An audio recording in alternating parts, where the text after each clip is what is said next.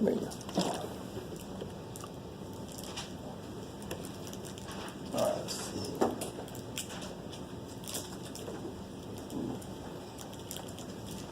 Go back up.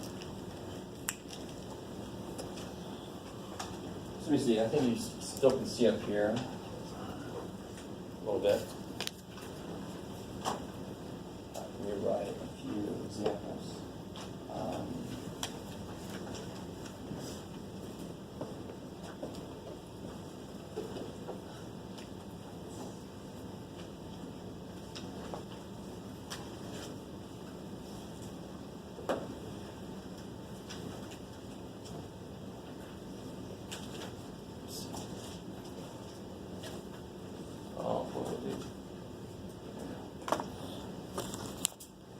All right, let's do one. Let's do that one up there real quick. Notice, now this is going to take a little bit of getting used to, but what's in our future is something that you will love, the fact that they split this up into two rows at the top. Let me ask you this real quick. If I had a 95% confidence interval, what percentage is in the tails? Now, what the shit does tails mean? Well, it naturally makes two tails when I do that. There's two little tails out there, right? So 95% in there. What percentage in the tails? 5% is in two tails. So what percentage is in one tail? All right, so you notice how area in two tails, 5%.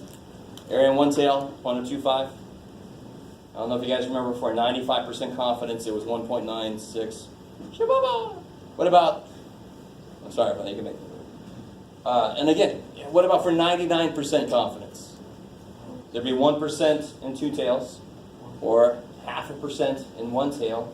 So either way you look at it, you're in the right place. And look at the very bottom, 2.576, which is actually a little bit more correct than 2.575. So this is, I wanted you to kind of buy into this a little bit from the beginning by capturing old stuff. Now these are T-scores. All of these are T-scores. I love this. Appropriately vague, because it does depend on the situation what large is. Large apparently is more than 2,000. We don't know, so it depends on the situation. But what happens to the T-scores as the sample size gets bigger? They don't have to be as big. They don't have to make up for our uncertainty, because I'm more and more sure about the S I get, until finally, if it's large enough, I could just frickin' use Z-scores. Like I said earlier, if I took 12,000 Grossmont students, I'd say that's large. Screw T's, I could just use Z's. Another thing to realize about this chart, anytime you've ever had to use a Z-score that was related to 99%, 98%, 95%, 90%, all the shit that's up here, you can now use this chart, because Z-scores live at the bottom. So I am going to do problems later where we're going to use the T-score chart to find Z-scores, and someone will ask me, why are we using the T-score chart to get Z-scores? Well, because Z-scores are at the bottom. Right? Remember 2.33? We did that for 98% confidence. I don't know if you guys, 1.645, you should certainly remember that. We've seen that come up a few times. That's for 90% confidence. I like it. Okay, so what if I had a normal distribution, n is 10, and I want a 98% confidence interval, and I know S, I don't know sigma. Can I just go to 10 and be all happy about it? What is that column? What is it? It's degrees of freedom. So what's the degrees of freedom for n equal 10? 9. If I go to 9, I want to make a 98% confidence interval, so you almost can't go wrong. What percentage is in two tails then? 98% inside, 2% outside. So I'm talking about this column here. Now if you went, well, there's 1% in one tail, you're in the same freaking column. It tries to save you from yourself. And then I go down to 9, and what T-score do I see? 2.821. Have my 8th puberty. Oh. So that's what you would put in the formula. In place of Z, you would put that T-score. All right, let me do another one. Here, you guys try these.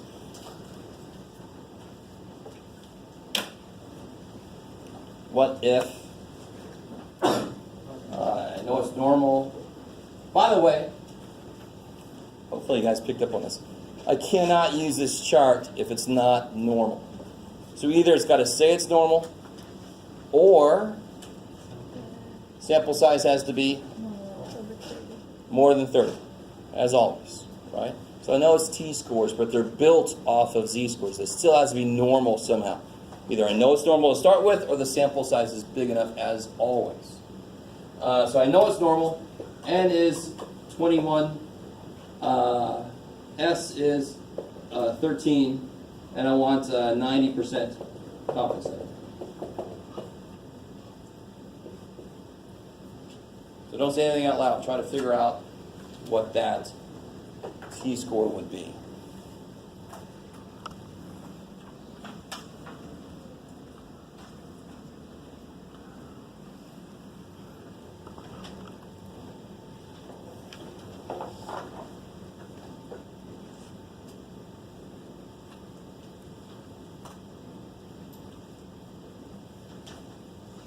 All right. So which column am I looking at here? Yeah, this fourth one here, because 90% confidence means there's 10% outside of the tails. I like it. So let that part be easy.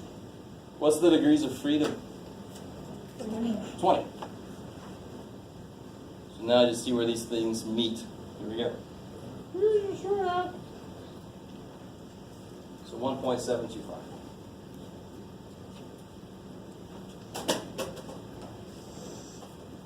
Yes, no, maybe so. Yeah. I love you guys. I can't read you worth shit, but that's all right. 1.725 is that what I said? All right. One of it was N is 39. Sigma is 7. I want to be 98% confident.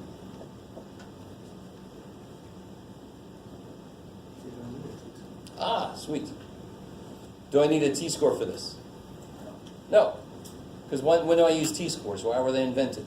When I don't know sigma. Here I just told you sigma. So what score would I use? Z-score. I love it. Can you find it on the t-score chart? Yes, you can. I love it.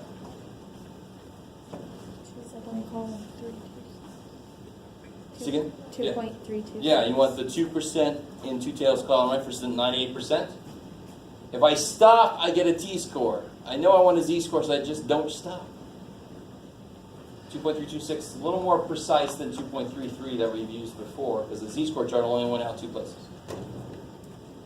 So I use z equal to 2.326. So this chart is really, really freaking handy. I only have to use the z-score chart if I ask you for the 96% confidence interval. You're not going to find it on here. It's not that precise. Okay, maybe. Yes? Do we need S? Why did I put S here? Just so you know that you need T, not you can't use Z. That's the only reason, yeah.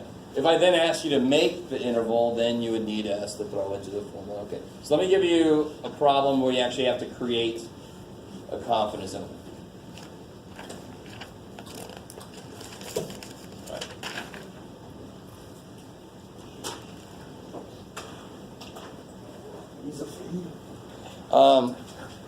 Say we take sample of what you got there? 41 golf scores. Get X bar equal to 78.12. S equal to 6.09. Find the 95% confidence interval. All right, let's see.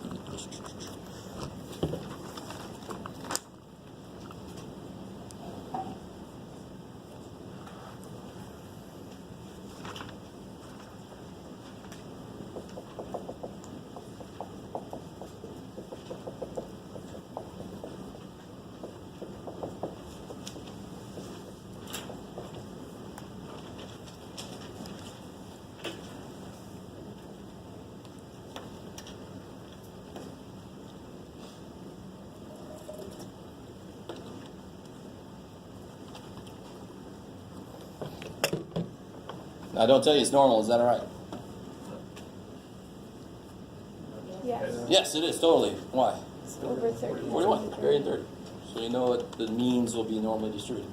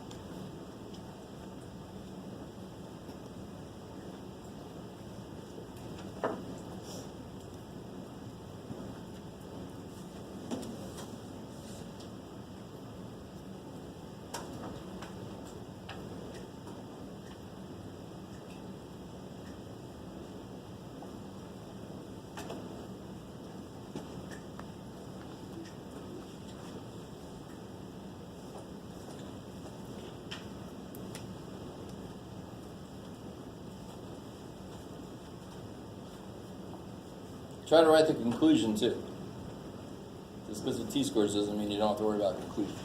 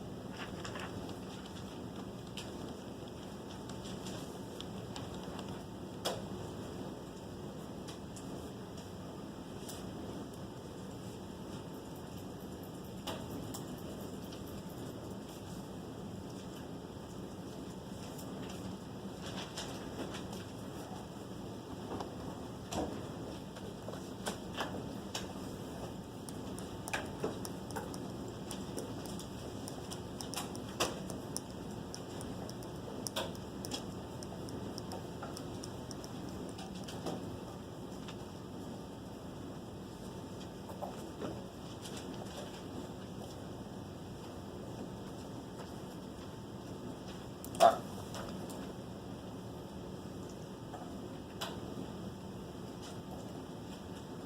Calculations.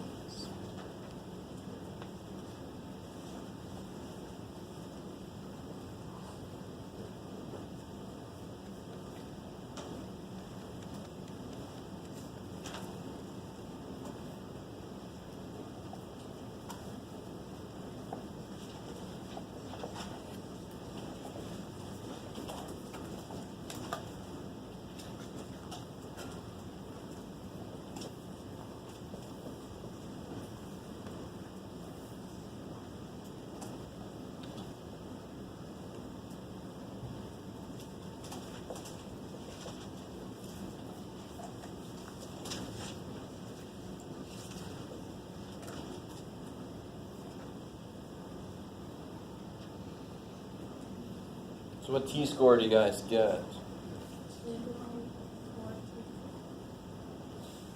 Which column are you going to look at?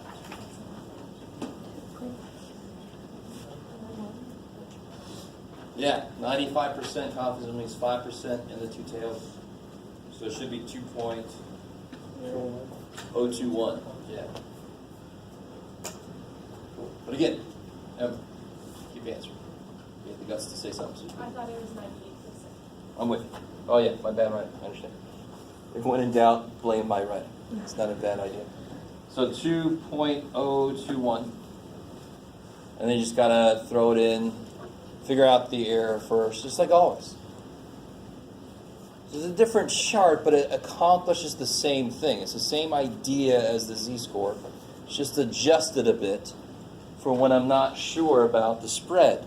If I'm not sure about the spread, then I'm less sure about what percentage is where. I've got to cover myself for that.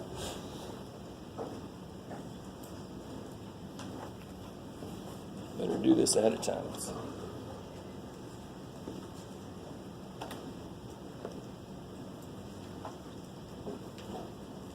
What do you guys get for the error here?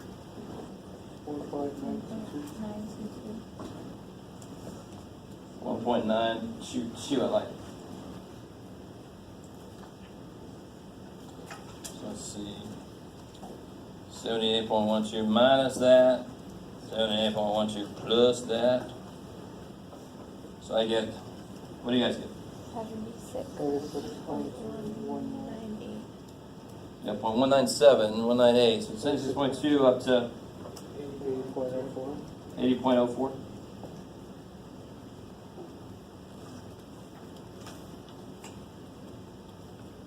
I like it.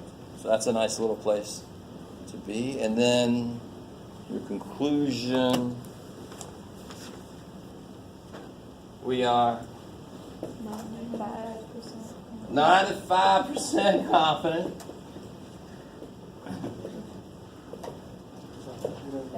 That's The interval, 76.2. 76.2. Yeah. There's no units on a golf score, really. I mean, I don't know. Anybody play golf? What? Hits? Smacks? Strokes? Strokes? 76.2 strokes to, where'd you go? 80.04 strokes. Yep, contains the true mean golf score.